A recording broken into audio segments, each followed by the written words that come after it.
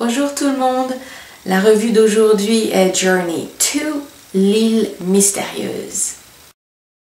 Les acteurs principaux sont Josh Hutcherson pour Sean Dwayne Johnson, Hank Michael Caine Alexander et Vanessa Hudgens Kailani.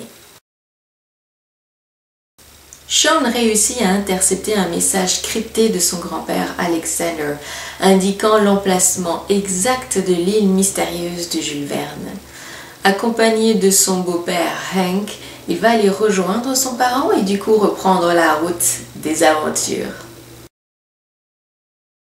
Ce deuxième volet des aventures de Jules Verne est tout aussi coloré et captivant que son prédécesseur, Voyage au centre de la Terre. L'humour est présent tout au long du film. Dès le début du film, on affiche clairement que le personnage de Josh Hutcherson, depuis son voyage au centre de la Terre, a bel et bien grandi et qu'il suit exactement le même chemin que tous les hommes de sa famille, à savoir l'aventure.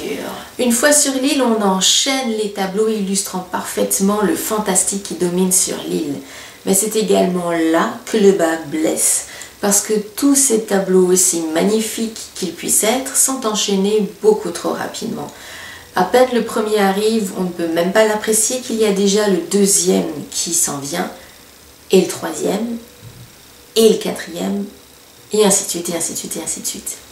Alors je ne sais pas, est-ce que c'était voulu de donner cette impression de la part du réalisateur d'être comme dans un magasin de bonbons ou de jouets, ou non, mieux, j'ai beaucoup mieux, ou pire peut-être, d'être pour un temps dans l'usine de Willy Wonka.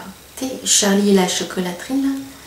Alors imagine, tu es à l'intérieur, puis en attendant le bon moment, de pouvoir goûter et manger tout ce qu'il y a autour de toi, enfin faire plus que juste saliver.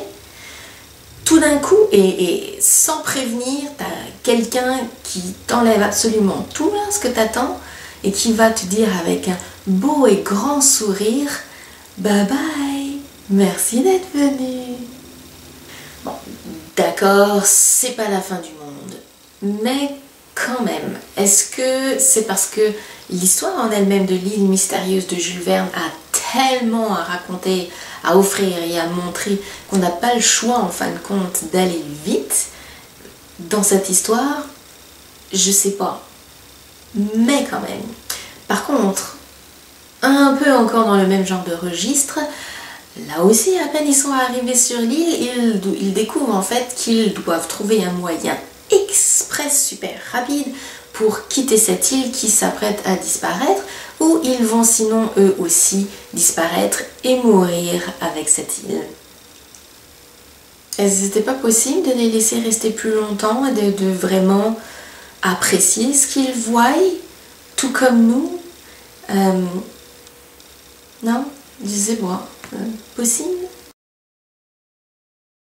Alors, Journey to l'île mystérieuse reste un très bon film divertissant pour toute la famille, même si l'histoire est racontée aussi vite qu'une partie de poker de sauterelle en Tasmanie. Merci pour avoir regardé cette revue et jusqu'à la prochaine fois, passez un très bon moment.